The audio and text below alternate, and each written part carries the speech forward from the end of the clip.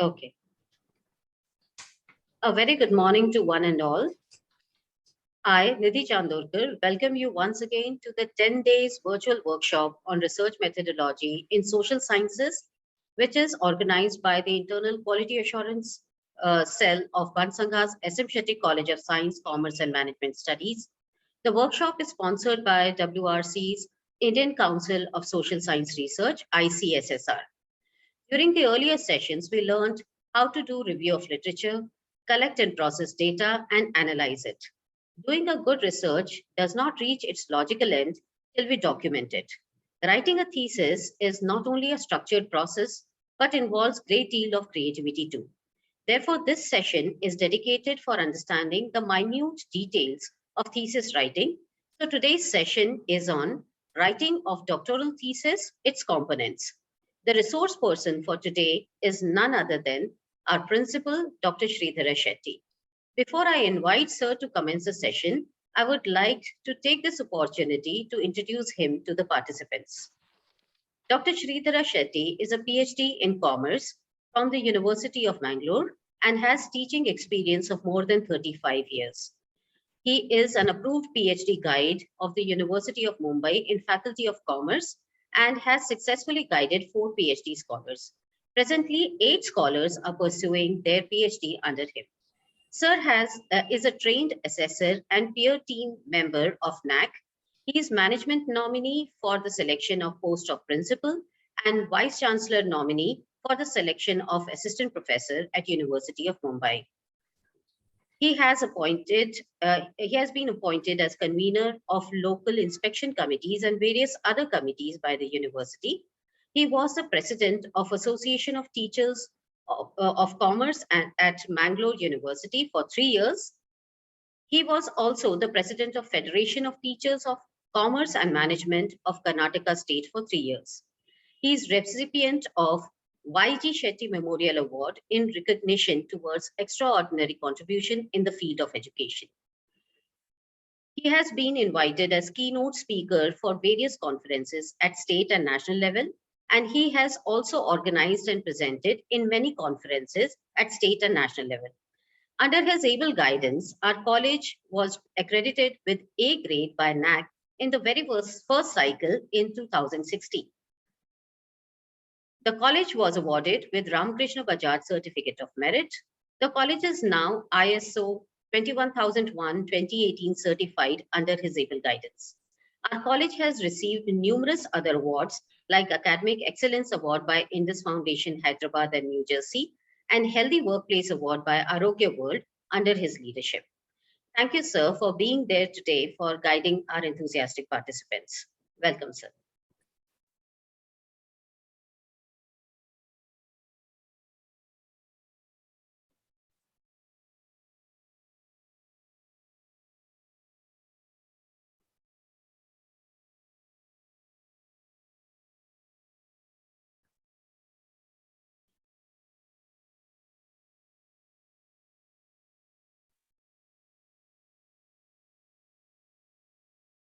That is over to you now. We can start. Okay, yeah. Yes.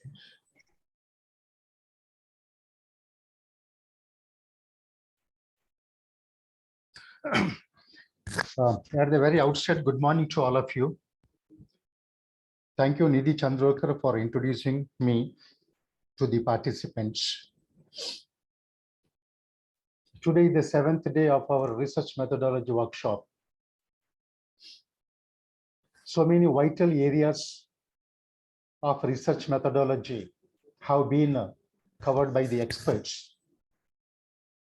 And all these vital areas of research methodology are properly sequenced, logically arranged. And today I am going to take up writing doctoral thesis and its key components. By this time, you have listened, you have understood, and you have made reflective thinking on the various vital components of research. I think right from basics of research, then research design, research methodology, review of literature, how to formulate the hypothesis, how to develop the objectives, then sampling techniques, how to determine the sample size, etc., etc. Vital areas have been covered so far. Now, almost you are in a position to start writing a doctoral thesis. And in the beginning, when Honorable Vice Chancellor of Mangalore University was giving his keynote address, he has given one beautiful sentence to you. Research process is always scientific and systematic. It is systematic and it is scientific. Systematic in the sense that logically we have to arrange the components of the doctoral thesis. And it should be done scientifically. The collection of the data, the processing of the data, and the use of the statistical methods, techniques, interpretation, etc., etc. Now, coming to the research process,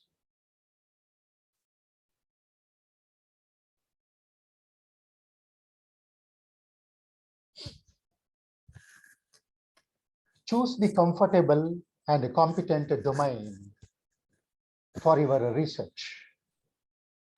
I understand that our participants are belonging to not the heterogeneous group, not the homogeneous group, but the heterogeneous group. There may be teachers, professors from arts faculty, science and commerce faculty, and management faculty. Now, sociology may be comfortable and competent domain for a teacher, even political science, and commerce may be finance, marketing, HR. So these are the comfortable and competent domain of the teachers. For example, a teacher is continuously teaching marketing for the last 7-8 years. Marketing may be the comfortable and competent domain for a teacher.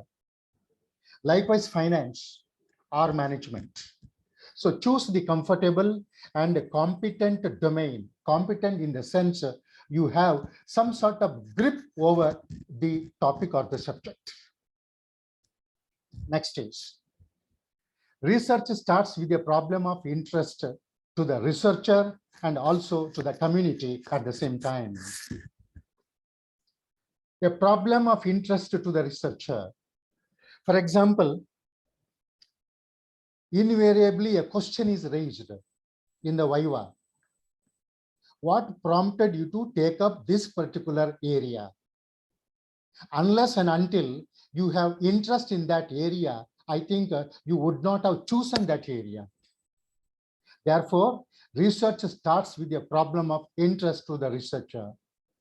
And please see that that area is also useful to the community after your PhD in the form of research outcome, socially useful.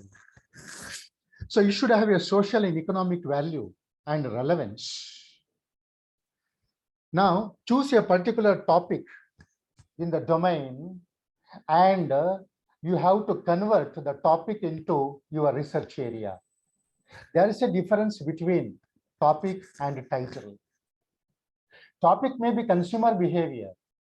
Topic may be consumer behavior, but a title is different. So particular, afterwards you have to convert that domain area, that topic into researchable area. And finally, one important point one should note is that there is a difference between conventional research and non-conventional research. The question is, what do you mean by conventional research or non-conventional research? Go back to 20 years or 25 years or 30 years. When we were doing the research around 1995 or 2000, finding the fact or truth is the ultimate aim of research. And what is the contribution? Its contribution is to the knowledge, existing knowledge. That's all.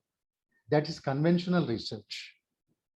Then what do you mean by non-conventional research? Uncovering the facts that are hidden, suppressed, misunderstood. And this is actually the challenge area in the present day context. And not only addition to knowledge, but in addition to that, it should contribute to action and change. It should contribute to action and change. What do you mean by that? I'm always quoting one example because it is very close to my heart. The example is Profit at the Bottom of the Pyramid by R.K. Prahalad. Okay, Profit at the Bottom of the Pyramid. And it is non-conventional. He questioned the status quo and he brought the research, and ultimately the shampoo sales or the oil sales, whatever may be, I think increased manifold because of this research. Therefore, this research has led to action and also change. So your research has to lead to action, some kind of action, social action, or maybe economic action, and ultimately change should happen. For example, in India, malnutrition is a problem, especially in the rural areas. If a good researcher is doing research on that, a person from the sociology department and all that, you can come out with the concrete findings and you can submit to the policy makers. If it results in actions, proper actions and proper change, and there is actually a good contribution by you through your research. So this is what in by non-conventional research. In conventional research, we do the research and we keep one volume of our research or our book in the library. That's all, adding to knowledge. But in the present day context, not only adding to knowledge, it should result in change and it should result in actions. So this is the research process.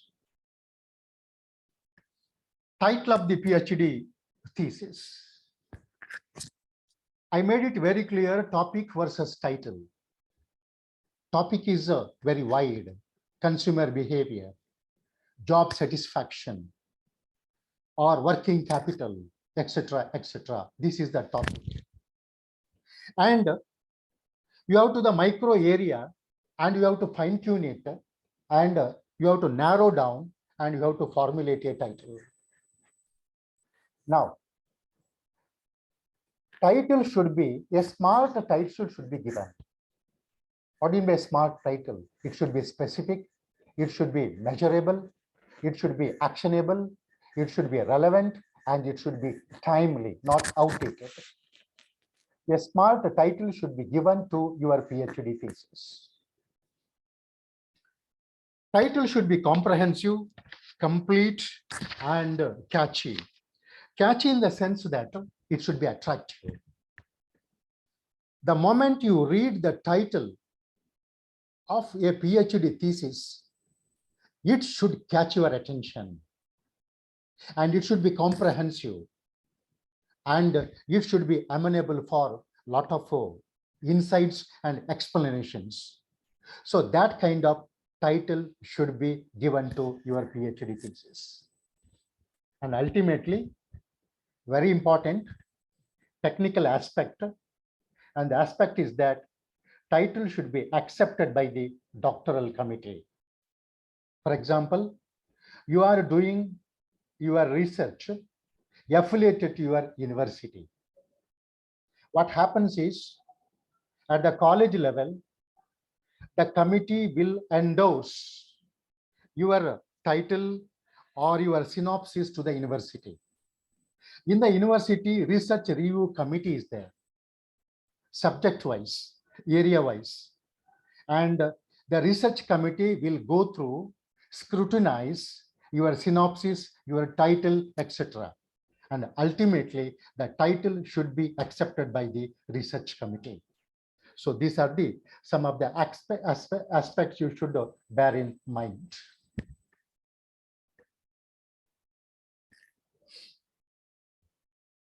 Your thesis should be conceptually strong. 1 point. It should be empirically sound. Operationally feasible. Politically correct. And socially relevant and useful. You have to keep all these points in your mind. Conceptually strong. Concepts are the building blocks of your thesis. For example, you are doing your research on training and development of human resources in a particular industry. So training, different types of training policies, the development which is meant for the higher level employees. These are the concepts. Marketing, the consumer behavior, consumer satisfaction, brand building, loyalty of the consumers or the customers. Strong concepts. Coming to finance, the what's called as the working capital needs. Why the industry is sick? What are the reasons for the sickness of the industry? All these of the concepts. So conceptually strong. And some of the concepts should be properly defined. Sometimes not only the main concepts, even the concepts related or the peripheral concepts can also be added in your research. This is what I mean by conceptually strong. Then empirically sound. For example, your research is based on 80% primary data, 20% secondary data collections. Right kind of data collections at the appropriate time. And from the right source, you have to collect it. Then you have to formulate the tables, bivariate tables, multivariate tables, univariate tables, etc., etc. Then you are applying some percentage. Afterwards, you are applying even the statistical tools, methods, etc. And you are analyzing the data. And this is what in by your thesis should be empirically sound, operationally feasible. You are giving the findings in your thesis. You are giving tangible suggestions in your thesis. You are writing about the implications of your research. And you are giving the conclusions. And these should be executable properly. For example, you are recommending all these things. And this should be executed properly by the society, by the economy, by the policy makers, or by the NGOs. This is what I mean operationally feasible. Then politically correct. Politically correct means your thesis should be quite away from controversies. There should be proper clarity. So politically correct. And finally, socially relevant and useful. If your thesis is made up of all these components, and your thesis can be called as one of the best theses, one of the standard theses. Therefore, please bear in mind that your thesis should be conceptually strong, related to your thesis, empirically sound related to the data collection, its analysis into interpretations, etc. Operationally feasible, what you suggest, the findings, etc., practically executable. Politically correct, should be away from the controversies. And finally, it should be socially relevant and useful.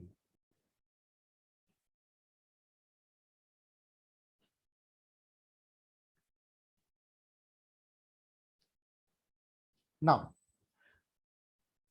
since we are dealing with the writing of doctoral thesis and its key components. Now coming to the introduction part of this. Should reflect the background of the study. Your introduction may stretch up to 1.5 page, 2 pages. Okay. And it should reflect the background of the study.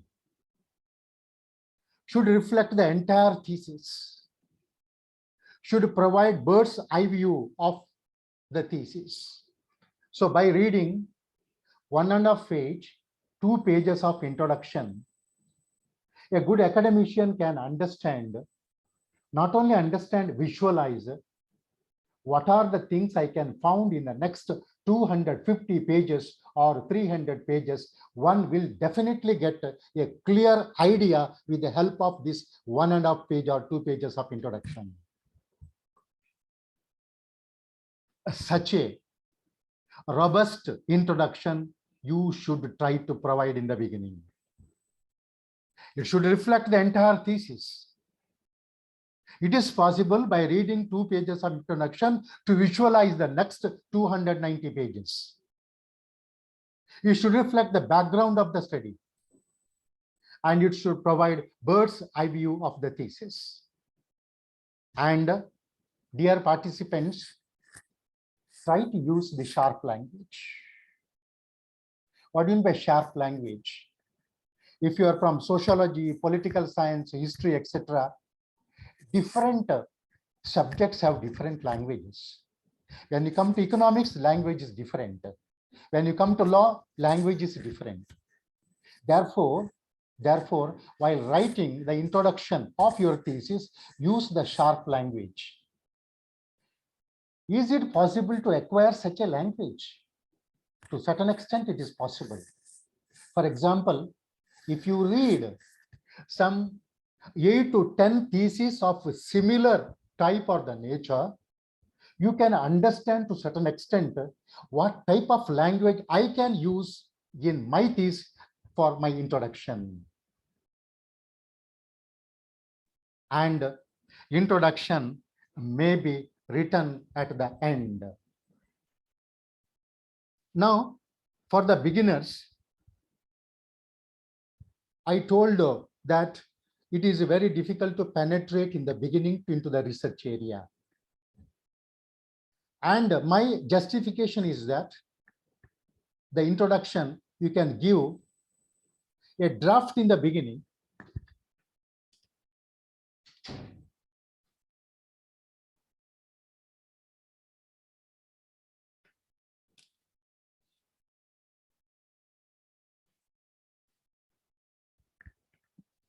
Draft in the beginning.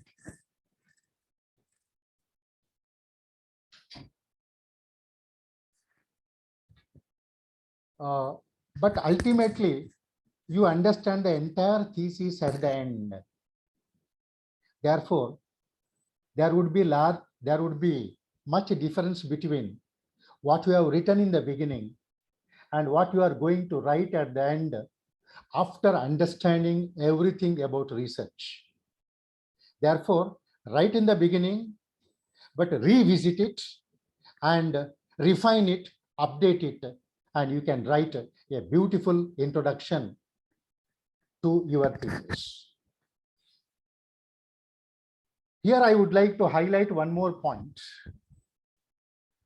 Just visualize your research process, then writing the research thesis, its components. Now, there is a process actually.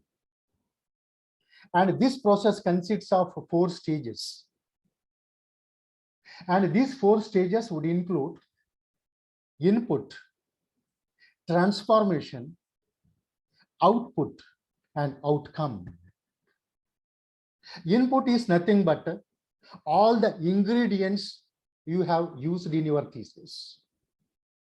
It may be the concepts which you have used, the review of literature, the research problem, research questions, hypotheses, objectives, and interpretation of the data. I think next is the transformation. And the transformation next would lead to the research output. Output is nothing but what you mean by that research thesis almost over. And outcome, output and outcome. Outcome means it should be socially relevant and useful. For example, our degree college students, BCom or BMS, at whatever may be the program, we secured 95% results or 100% results with a lot of distinctions and first class. And we say that this is our result. And this is a outcome. This is called as outcome. Output is totally different. For example, if our students are socially, ecologically, gender-wise, sensible and sensitive, very good decision makers, employment ready, etc., etc., this is, we call it as an educational outcome. Similarly, our research, the evaluation part, Viva-Os, etc., everybody praised it. This is output, but it should be socially relevant and useful. And ultimately, action should be taken on the basis of research. And on the basis of action, there should be change in the society and in the economy. This is what in by the total process of your research, inputs, transformation, output, and outcome.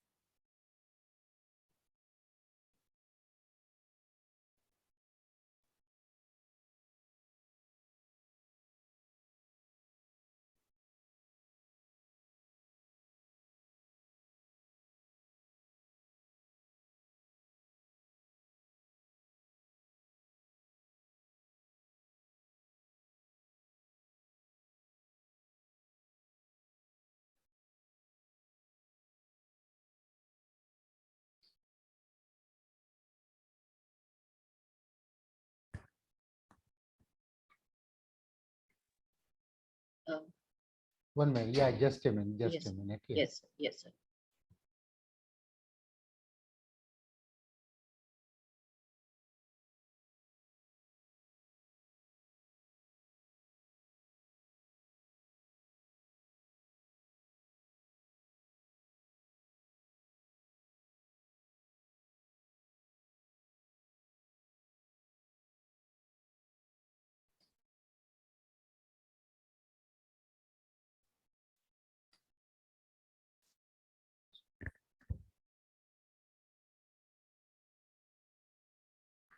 Okay, the next part is conceptual and theoretical background. Develop a conceptual framework within which results and discussions are presented later. Content and context should be matched. Concepts are the building blocks of the theory. Related theories can be quoted. Okay. Develop a conceptual framework within which later the research results and discussions are presented. What in by conceptual framework? I think I made it very clear. For example, leadership theories. For example, you are doing research on leadership. There are various types of leadership. Various types of leadership. The training and development, consumer behavior and satisfaction, different concepts within which results and discussions are presented. Content and context should be matched. What do you mean by context? Context is nothing but your defined research area. So your defined research area and the content you are going to use should perfectly match. Concepts are the building blocks of the theory. Now the related theories can be quoted. What do you mean by the related theories can be quoted? Already I said that if you are doing research on the leadership style and all that, or if you want to give a different kind of leadership, then the currently prevailing leadership theories can be quoted. Maybe the what's called as the transactional type of leadership, the transformational type of leadership, the charismatic type of leadership, attributed type of leadership, then so many laissez-faire type of leadership, etc., etc. For example, you know about theory X, theory Y, theory Z. Suppose you are going to give altogether a different theory, then the basic and the fundamental principles of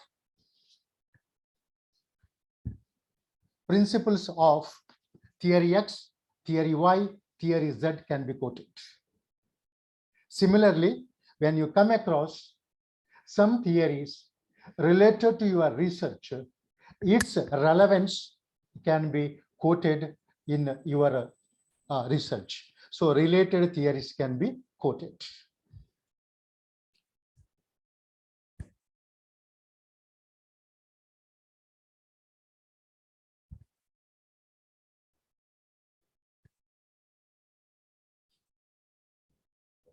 Some technical problem is there.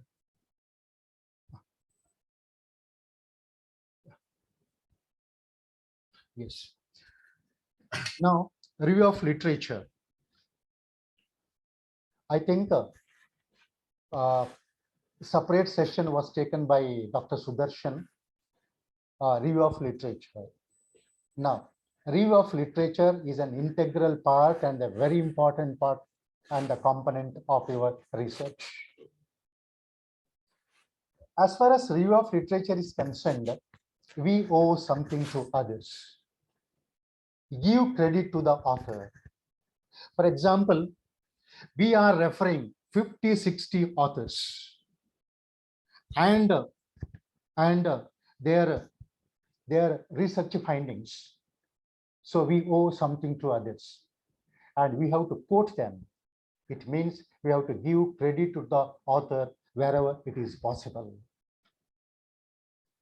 Review of literature does not mean summarizing the studies and reporting them neutrally. No, does not mean summarizing.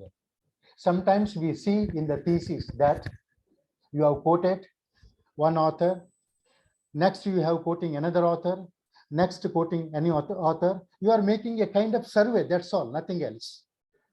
And you are reporting them neutrally without critical evaluation. Therefore, what is required in the review of literature is it should involve analysis of what the author has said, its a critical evaluation, and its relationship or its synthesis, its coordination to your research area. These three things should happen in the review of literature. Okay, it's analysis, what is said and all those things. It's a critical evaluation. And finally, you have to synthesize, you have to align to your research. This should take place in the review of literature. Be able to discover and identify the research problem has roots in the review of literature. Somewhere try to establish that your research problem has roots in the review of literature. Then it is scientifically correct and it is systematic. Be able to discover, identify, and your review of literature should reflect that the research problem has its strong roots in the review of literature, because research problem, research questions, the hypothesis, even the objectives, mainly the important source is nothing but the review of literature. Present the review of literature in a simple and easy to understand framework, in a readable way, one after the other. And if there are different categories, you categorize it. First category, second category, third category, fourth category. Maybe belonging to underdeveloped countries, developing countries, the developed countries, categorize it. Categorize it. And you have to give a brief summary at the end. And the intention of review of literature is to identify and properly define the research gap. So research gap is very important with the help of review of literature. Now the question is how to find the research gap. Okay. Now, one is under-researched area, unresearched area. The methodology adopted may be not relevant,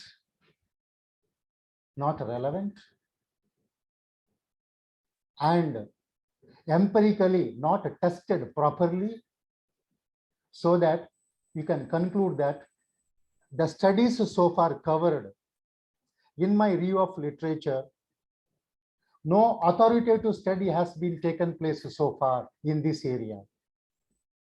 You can conclude no authoritative study has been taken in this area, which is conceptually strong, empirically sound, operationally feasible, and socially relevant. Or there are different views, or you can give different findings by using different techniques. So in this way, you can clearly identify and define the research gap, so that the evaluator, the peer readers, other readers in the library, they will find you have done a fantastic job as far as review of literature is concerned. Therefore, review of literature does not mean only the survey of review of literature, writing one after the other, one after the other. It should be analyzed, it should be evaluated, and finally, it should be synthesized to your research area. And try to expose all the areas so far you have evaluated that something is lacking, or I am going to use the different statistical tools and methods, and findings should be different.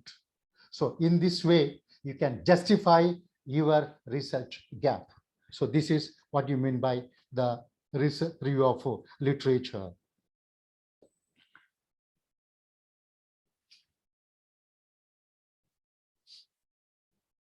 The next area is hypothesis. Hypothesis. It is a tentative statement or proposition, and the validity of which is unknown. This is the simple meaning one can understand easily what in by hypothesis. And dear participants, there are two types of researchers. One is the quantitative research and other one is the qualitative research. And again, the participants have most of the time confusion what mean by quantitative research and what mean by qualitative research. In case of qualitative research, we are not using the data. In case of qualitative research, we are not using the data. We are using the concepts there.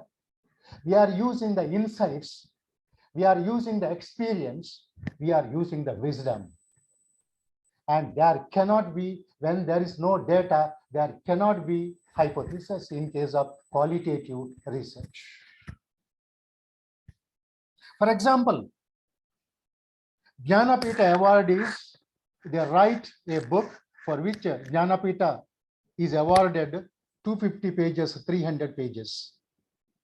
It is nothing but their experience, their wisdom, their insights. There is no data. But in quantitative research, there would be data, there would be information, there would be facts.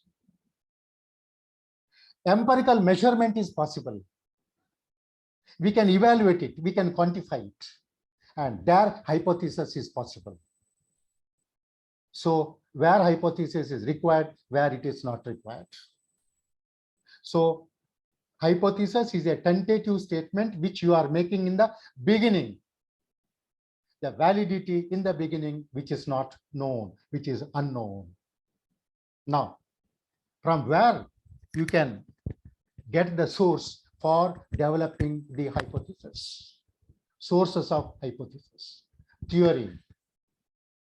Theory is related to your thesis. And a very important source is review of literature.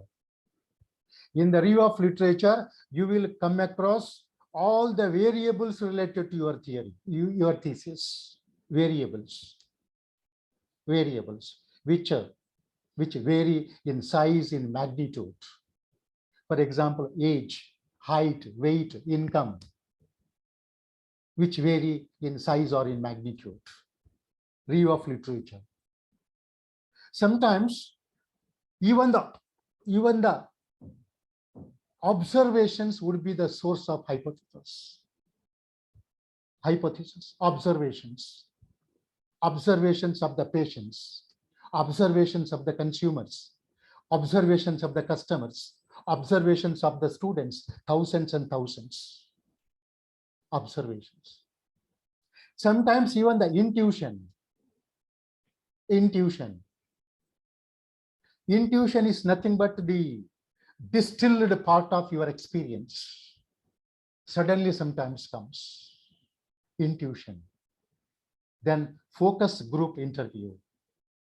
Focus group interview means you are throwing some of the area or your research area to 6 to 8 people. 6 to 8 experienced people who know about your thesis, the concepts, etc., sitting on a round table for nearly 1 hour or 1.5 hours. You, the researcher, or sometimes even the experienced man, enumerator, puts so many questions one after the other, one after the other, one after the other to these 6 to 8 people. You might have seen or watched the TV, a discussion is going on, and you will get better insights, better information. And if it is relevant, even that could be the area for developing the hypothesis. So the relevant theories related to your research area, extensive reading of review of literature and observations of the people, intuition, your own intuition, focus group interview. These are some of the areas or the sources from where you can develop your hypothesis.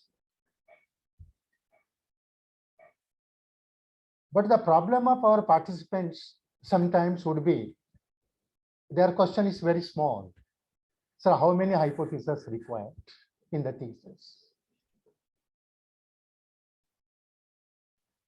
There's no standard rule for that. But a standard thesis would contain 3 to 4 or maximum 5 hypotheses, sufficient. Repetition should be avoided. And there should be close relationship between your hypothesis and the objectives. And in case of hypothesis, we have to use the proper language. Proper language tends to be invariably, and you read some 8 to 10 research theses or the best of the journals from Indian Institute of Management or some best of the journals, go to the research articles. In that research publications, 1 to hypothesis you come across, and read the language, how they use it to develop the hypothesis. Then try to use that language in your hypothesis also. Don't simply write a statement. So this is about the sources of hypothesis.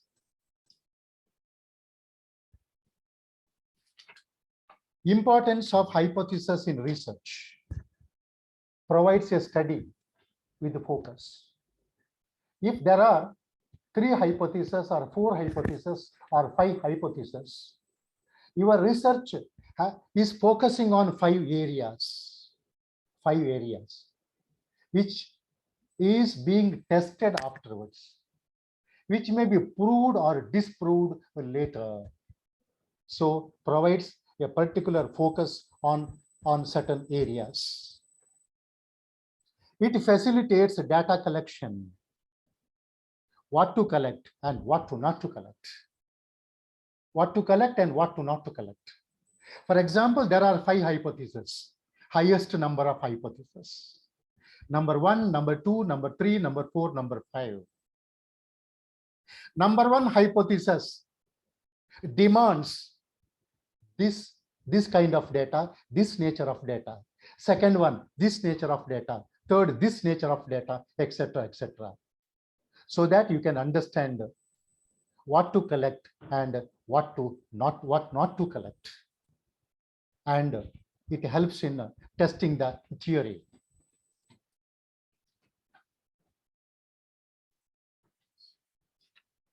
Next, the characteristics of sound hypothesis. Theoretical backed or supported. In one of the slides, I said that you get the hypothesis or the sources from the theory, review of literature, from the intuition, observations, focus group interview.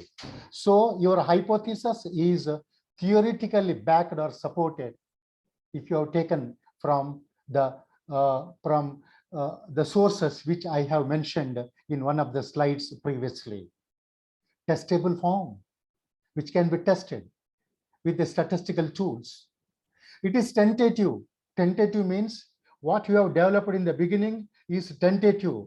Its validity is not known in the beginning, which can be proved or disproved later.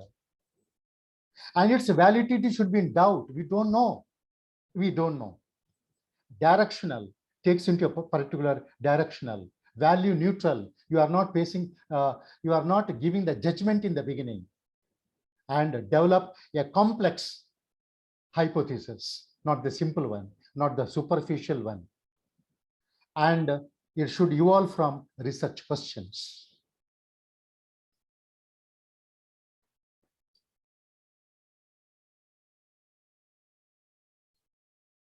Next is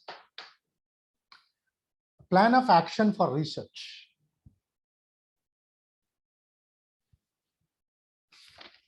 Research design. Now, research design is nothing but a plan of action for research.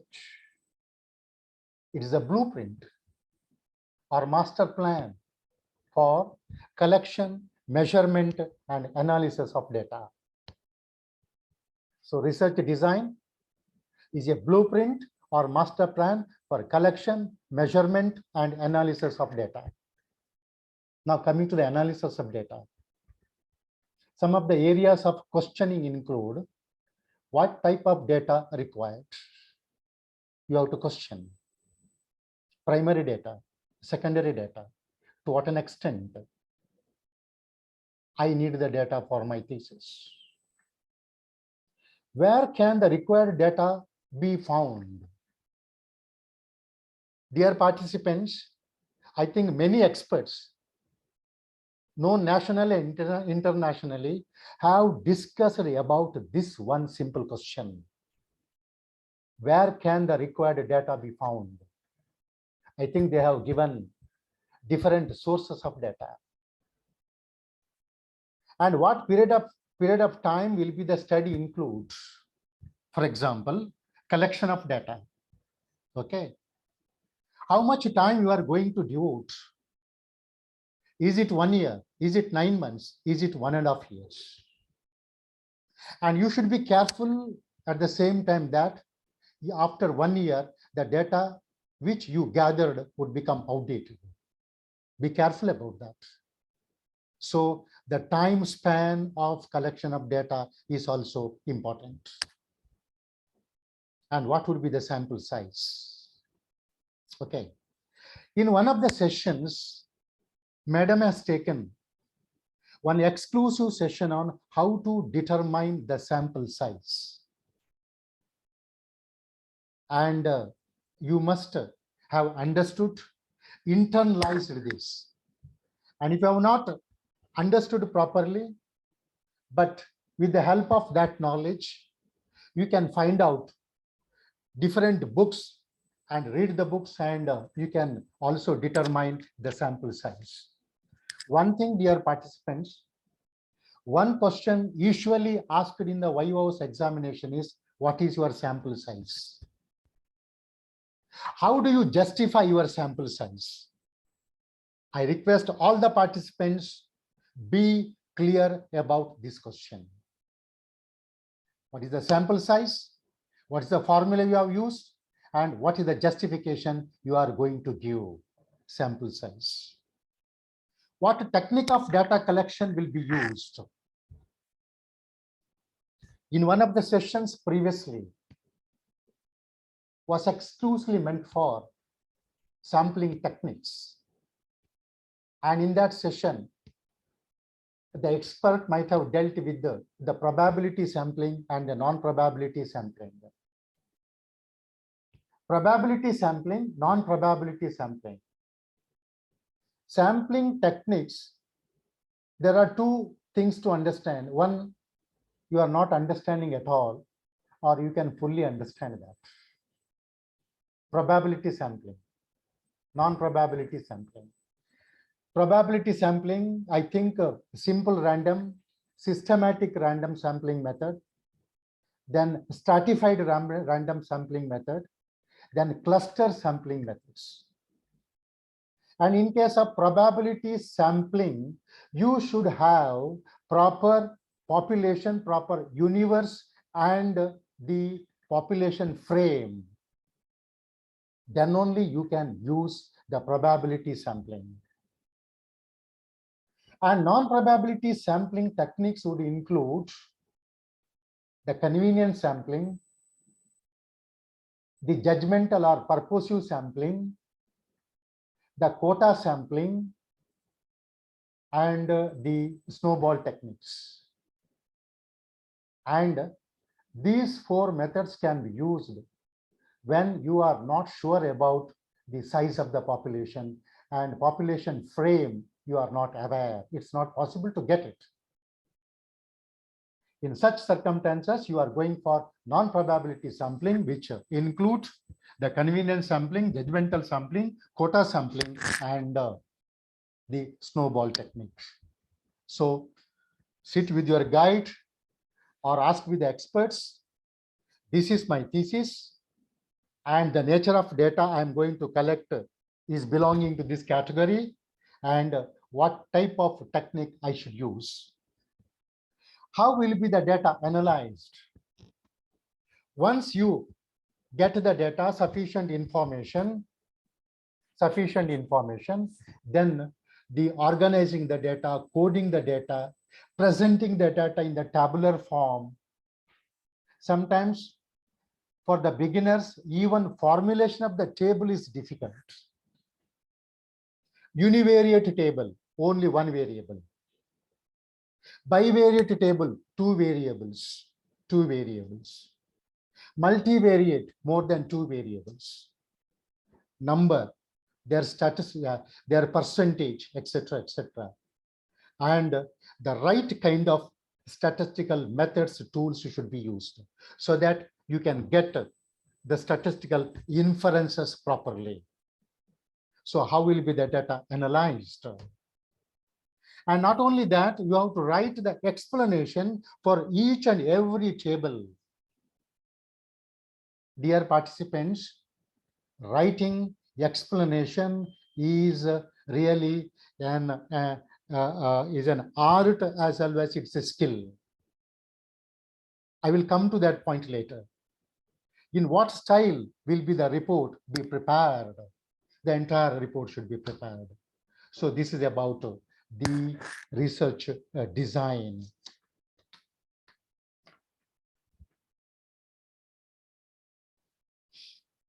Then the objectives. Okay. Dear participants, there is a logical or there is a relationship between research problem. Research problem is always one.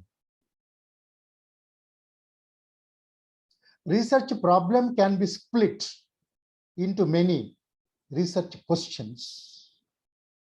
Questions can be 3, 5, 6 like that. Research questions. Research problem, research questions, you have obtained it, source, review of literature, theories, etc., etc. On the basis of which you are developing hypotheses, 3, 4, 5. Again, research questions, research problem would be the base for developing the research objectives. Research objectives. So convert the statement of the research problems in the form of SMART objectives.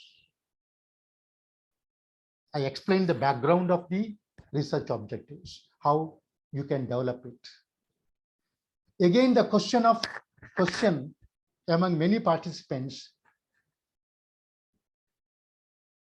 what would be the ideal number of research objectives?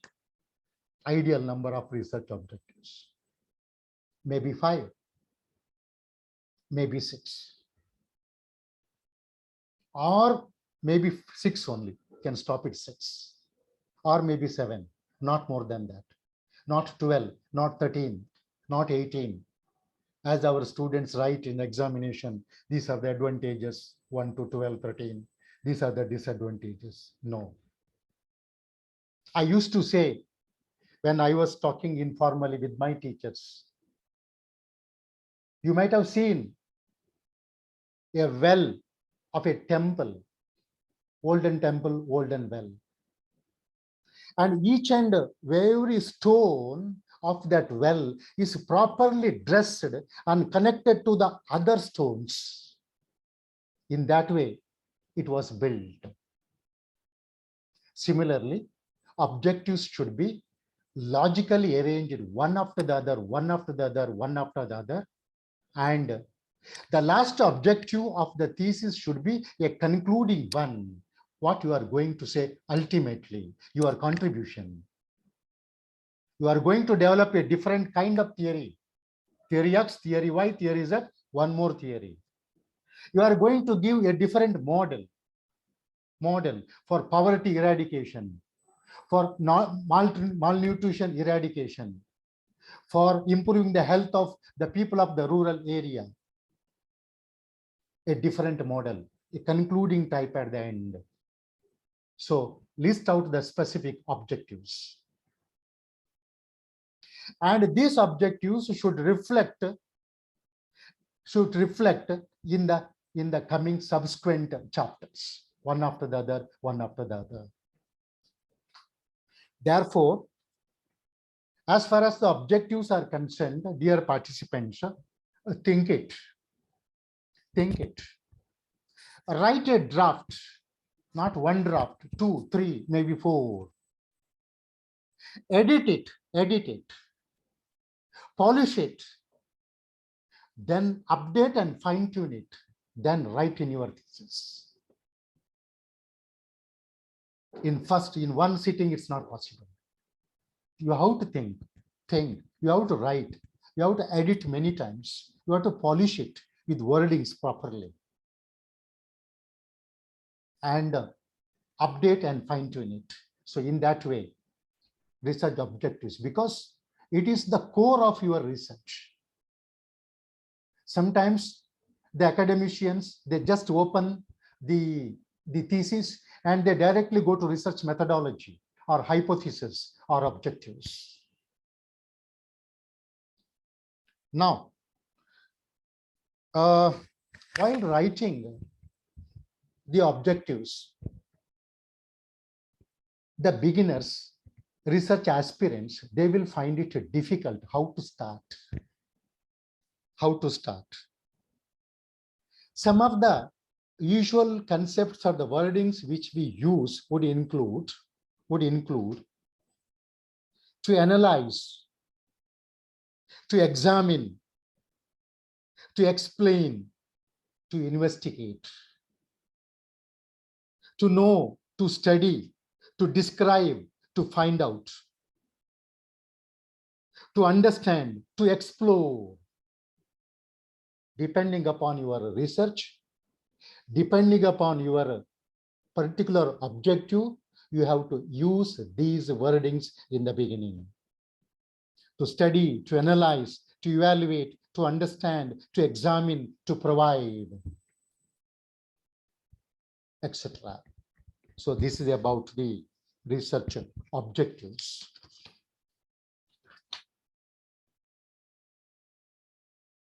Then research methodology. Research methodology. Questionnaire. I think one of the well-known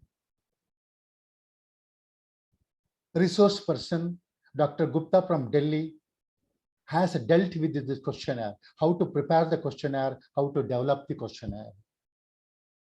Sometimes observations also required, especially in case of consumer behaviors. From a distance, you can observe it. Or in highly developed mechanical systems and all that, even the machines kept in a distance, and the machine is going to record the overall behavior of the customer. Interviews. And my one suggestion to the participants is that today, because of the development of the technology, you are using the mail or this type of what's called as media for collection of the data. But wherever possible, at least go for a small sample of interviews face to face.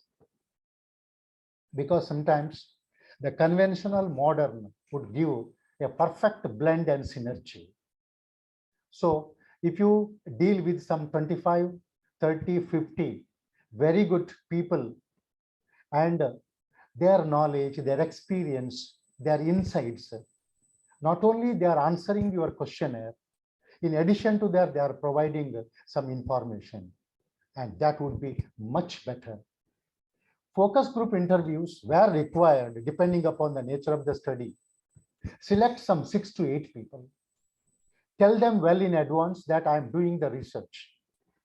And they should be the knowledgeable people in the particular area. And if you continuously ask questions to these people, one after the other, I think you will get a lot of information. For example, during the time of the union budget, and if the TV channel is a very neutral channel, and the people, 5 to 6 people, are unbiased about the political affiliations and the budget and all that. If they talk for 10 to 15 minutes, each of these people, and that would give a clear insight, clarity picture of the budget. This is what meant by the focus group interviews. And if it is recorded properly, and if you listen to this recorded, you will develop a lot of insights. These are the traditional methods of research wherein we can gain the what's called as the knowledge from right from the horse's mouth. Then review documents also, statistical tools and techniques used. Now, we have arranged 2 such sessions for statistical tools and techniques. What happens practically? It's not a comment. Most of the time, the researchers do not know about that statistical tools. Leave apart how to use it. For example, arithmetic mean, median, or even the standard deviation variance, correlation analysis and regression analysis, F-test, T-test, then chi-square, ANOVA. At least one should have the basic knowledge about all this, at least theoretical. What do you mean by that? And on your own using it is very difficult, I can understand.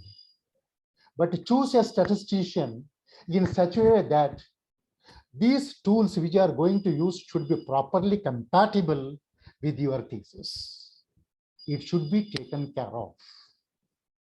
Whether I should use arithmetic mean or median. See, in case of income, in case of age, it is proved that median is more reliable than the arithmetic mean. So one should have the knowledge or choose a statistician who is in a position to understand the relationship of these statistical tools vis-a-vis your research area and the period of study. Period of the study also should be mentioned in your research methodology. I have taken this much of time for this. I have taken this much of time for administering the questionnaire. I have taken this much of time for organizing all this. And last 6 months, I have taken this much of time for my doctoral thesis writing. So research methodology.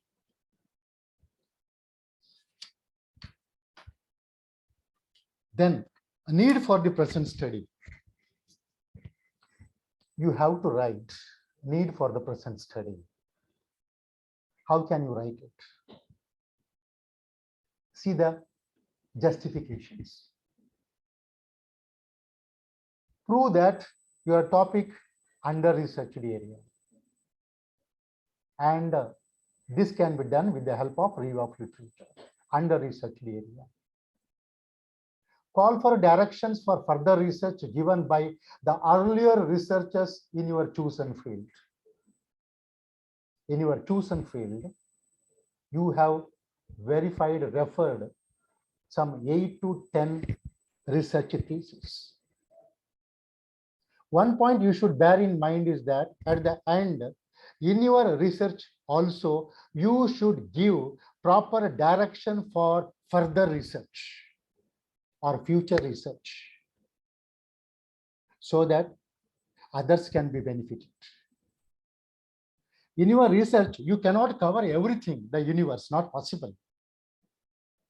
You are taking a micro area and you are doing research. All the areas cannot be covered. So other good researchers have mentioned that I have covered this much only. This I have not covered it. This can be covered by other aspirants. You might have chosen from there. Expose the current dilemmas, controversies in your field. You have chosen a field. Expose the current dilemmas, controversies, in your field, and the potential ability of our research to resolve those issues.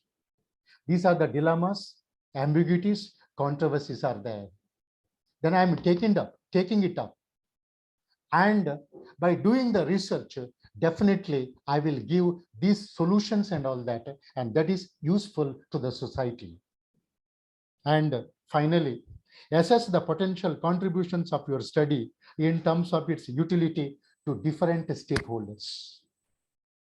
And this is the need for the present study. Simply you're not doing it. You have proved that is under researched area. I have taken the area given by the previous researcher, and you can take it. And he has mentioned this area can be taken up by anybody, this which I have not covered in my research. The current dilemmas, controversies, and finally, by doing this research, this would be my contribution to the society, to the economy.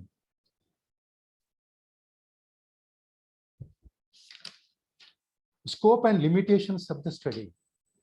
Again, one more component of our research. Time, energy, and resource constraints. One scope, resource constraints. For example, time, energy, and resource constraints. I think while dealing in sampling techniques, the researcher or the expert might have told about the census and the what's called as the research census. What do you mean by census? Census means all the people should be consulted. Census, all the people should be consulted. But in case of survey, only the representative are being covered. So covering the census, how much time is required, how much energy is required, and the resource constraints, traveling there, all these things. Clearly position your study within well-defined scope. Well-defined scope. State your inability to generalize the findings due to certain inherent limitations. For example, the research findings of Mumbai city may not be relevant to Nasik city or Nagpur. It is because of cross-cultural differences, not possible. Which is found in Mumbai city cannot be, we cannot replicate to the city of Delhi, not possible. So therefore, the findings you cannot generalize to the entire country, not possible. The solutions given to the farmers of Maharashtra cannot be the solutions to the farmers of Uttar Pradesh. Therefore, the findings of the particular city cannot be generalized to other cities. It is because of the cross-cultural, socio-economic differences. Clearly state the potential utility of your study. So the findings, inferences, and the conclusion reported cannot be generalized. It may not be a fair representation of the facts in other areas, and different results might be obtained with the different instruments of measurements, statistical tools and all that, and respondents from different strata of society. So this is the scope and limitations of the study. Now coming to the next one, scope and chapter classifications. Somewhere I told that 5 to 7 chapters ideal for a good standard thesis. Again, a question comes to our participants, 5 to 7 chapters, okay, sir. Then what about the number of pages? It should not be bulky. Okay. Each and every page of your thesis should be relevant and meaningful. And according to me, 275 to 300 pages would be more than sufficient. And some of the well-known economists, J.M. Keynes, Crowther, etc., I think their PhD thesis consists of around 50 pages only. And each and every paragraph, I think we have to read twice or thrice to understand the meaning of that. So in the Indian context, or in the present day context here, 275 to 300 pages are ideal for a good standard thesis. Chapter 1 is always a technical and introduction. You write the introductory part of that. You write the conceptual framework. You write the theoretical background, etc., etc. Chapter 2 normally presents an overview of the background information of our thesis. And chapter 3 onwards, the core chapters of the thesis. 3, 4, 5, 6 core chapters. 6, of course, the concluding chapter. 3, 4, 5, the core chapters where you give the findings.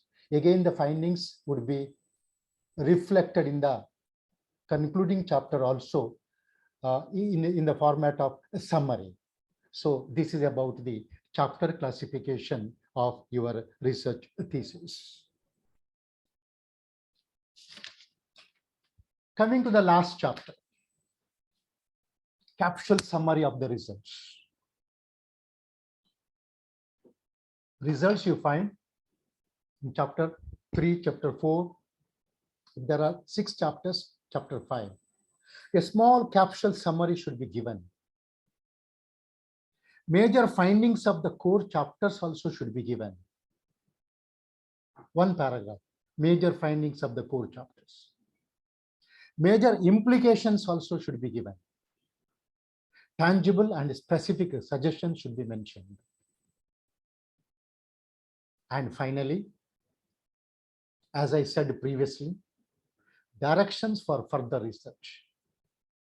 I could connect, cover this area, these are the areas and all that. Because of these reasons, I could not cover these factors. Therefore, this is a very good area for further research or for future research. And within the punchline or within a punchline or in a punchline statement, within the commas, you can provide that directions for further research. Directions for further research is one of the ingredients of a good research. And finally, final conclusions. So, dear student participants, we have started with a meaningful beginning, introduction on all those areas, and constructive middle and conclusive end. So in the last chapter, capsule summary of the results, major findings of the core chapters, major implications, tangible and specific suggestions, directions for further research, and finally conclusions, maybe in 1 page or 1.5 page.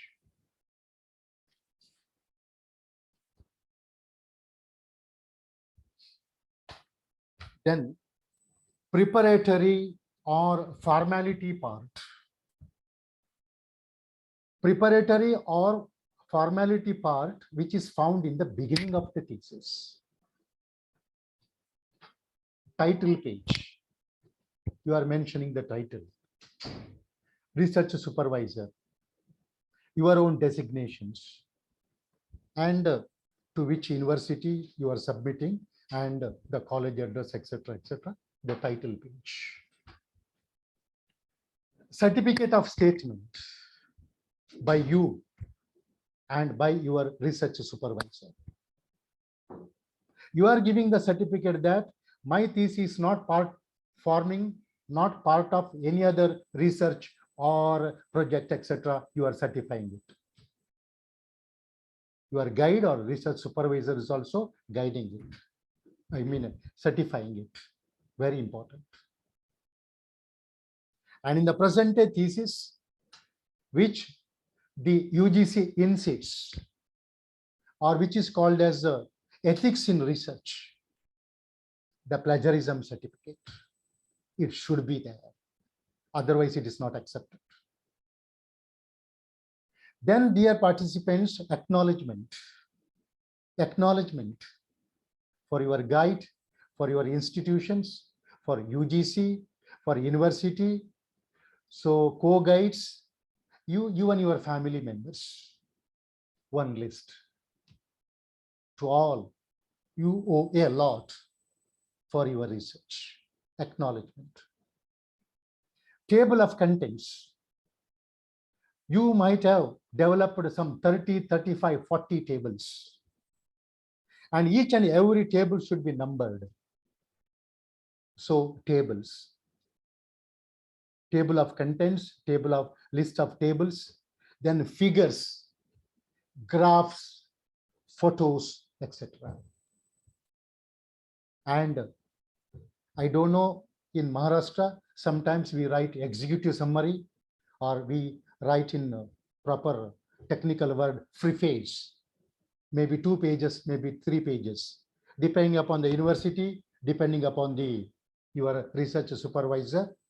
A brief summary of about your research preface. So these things are the preparatory or the formality part in the beginning.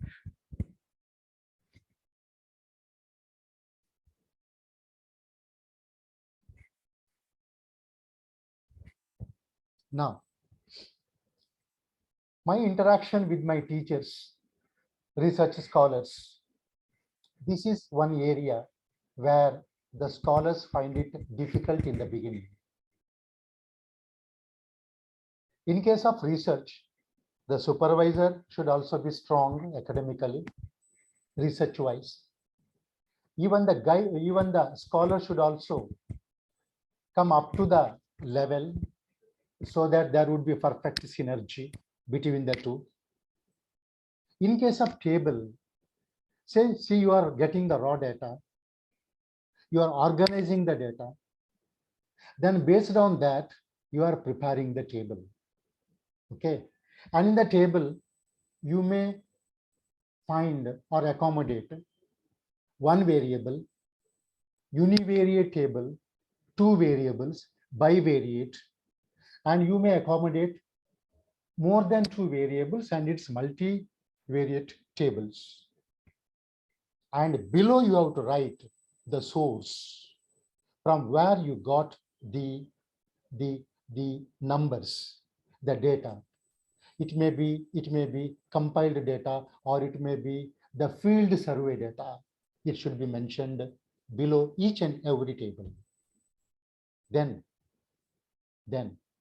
giving explanation to the table requires some kind of insight, some kind of intelligence, and some kind of skill. You have to give the explanation for each and every table. Now, what kind of explanation you can give? What kind of explanation?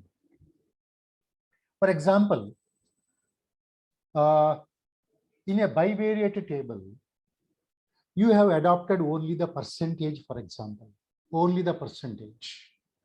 Okay, only the percentage. Then you can pick 3 things from that table. One is the high percentage, that should be mentioned in the form of explanation. The low percentage, it means that research wise, no significance at all. And other one, high percentage, overwhelmingly high percentage. And also select the middlemost one. So you can write 3 to 4 sentences there itself. High percentage, low percentage, the middle one. Not sufficient. Based on the low, high, and middle, you have to give a concluding remarks to that table. How can you write the concluding remarks? Again, you can use a proper language there. Now see the examples I have written here. For example, hence it may be concluded. I have mentioned the high, low, the middle. See, for example, age group between 40 to 50 are buying the product maximum. Therefore, it may be concluded that age group 40 to 50 is very important, which involved overwhelmingly in the buying of that product. So it may be concluded. Or you can write, from this means above 3 sentences, it follows that you are concluding the table. This bears sufficient testimony that 67% highest percentage belonging to that category. The most prominent group in this table, this shows that on the whole, it could be stated that, thus I conclude, this tends to reveal that further it is worth noting highest percentage. Hence, these are some of the types you can use to conclude each and every table. So this is about the explanations to be given to the tables. And use the latest style of bibliography or references. I think in this case, the expert is going to give the guidance to you. So my time is almost up. Thank you so much to the participants. Since I am the principal of the college, I'm highly thankful to you for responding our invitation and attending 3 sessions in a day is not that easy, in spite of your busy schedule in your respective institutions. So in spite of that, you have attended and you have raised the qualitative questions. I hope you got the right kind of information, knowledge, wisdom by attending this 10 days research methodology workshop. Thank you. Thank you so much. Thank you, Principal Sir, for this wonderful session. I hope I'm audible. Yeah, Yes, you are audible. Preeti. Yeah. Yeah, thank you. Yeah. So there are already a few questions in the chat box. I would also request the participants, if they have any more questions, they can put it up in the chat box. So, sir, I'll take up the questions. Yeah. Janitha has asked, sir, can there be sub-hypothesis for main hypothesis? Subsections maybe of the hypothesis of the main hypothesis. Can we show it like that? Can you repeat the question, Preeti? Yes. So they have asked, can there be sub-hypothesis for main hypothesis? Usually, it is not shown like that. Hypotheses are numbered. Right. 1, 2, 3, 4. Okay. And in a standard hypothesis, research thesis, good hypothesis, sub-hypotheses are usually not shown. Normally it is null hypothesis and alternate hypothesis. That way it is shown, right, sir? That is a different way. That is a different Okay. way. Yeah. That is related to the first one. Okay. Yeah. Yes. Another question, sir. Reshmi ma'am is asking, is there a difference between the theoretical background of the study and ROL, review of literature? Yeah. Yes. Research methodology is different and a theoretical background is different. Theoretical background means, I think I might have told, for example, you are developing one more altogether a new theory, X, Y, Z. Based on that, you are developing a new theory, something new. In such cases, you can quote these theories. You are doing research on leadership styles and all those things. whatever theories right now you can quote those theories, and theoretical background, research methodology altogether different. Thank you, sir. There's not a question actually, but sir has asked for suggestions for good reference books for academic writing. Any reference book if you could suggest? I think there is a session for that, I think. Yeah. Okay, okay. So I think the query will be resolved specifically in detail in that session. So I think so that's it relating to the questions. We have taken up all the questions in the chat box. Apart from this also, participants, if you have any questions, please you can put it up in the chat box, or if the question is long enough, you can raise your hand. We can enable you to unmute and ask the question yourself as well. But I think the session you gave was very self-explanatory. You explained it very well, so I don't think they'll have much of questions. Thank you. Thank you. So thank you, Principal Sir. And to the knowledge of the participants, we have an exclusive session related to academic writing right now by Satish Sir. So after this, we will be having that. And Preeti, you can go ahead with. Yes. So once again, good morning to one and all. It's my privilege to propose a vote of thanks for today's session of the 10-day program on the research methodology in social sciences. I, Assistant Professor Preeti Mitharu, on behalf of the Internal Quality Assurance Cell of Bansangha's SM Shetty College of Science, Commerce and Management Studies, extend a sincere gratitude to our resource person for the session, that is Dr. Sridhara Shetty, for his valuable insights. Sir, it was indeed a very knowledgeable and engaging session. You have covered a lot of things in detail. You have not only given details in relating to the quantity, also the quality. You've covered both the aspects actually, the quality as well as the quantity relating to the number of pages, what all content should be there. So very detailed, in a detailed manner you have covered it. I'm sure by highlighting all these areas, the participants will be, will deeply benefit from this session. And as always, sir, it is always a pleasure listening to you. Also, I would like to thank the participants for joining our session, and I request the participants to stay back for the next session as informed by Liji ma'am. So I think we will start in another 10 minutes by 11:45, Liji ma'am. Yes. Okay. Thank you, Preeti.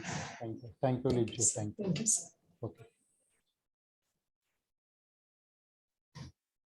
Participants, please stay back. Do not leave now because sir has already joined, it seems. He will be joining in 2 minutes. So do not, because these new sessions are coming up related to library, keeping up of books, bibliography, how to manage your references. So which is very important towards the end of any research program. So if you're serious about research, then these last minute tips are very important. So today we have resource person from Tata Institute of Social Sciences, the main librarian of Tata Institute of Social Sciences, Dr. Satish Kannamadi. So the next 2 sessions will be handled by sir. So we will be learning more about Mendeley, the reference manager, and so many things to learn from him. So do not leave now the room because immediately we will be having the session.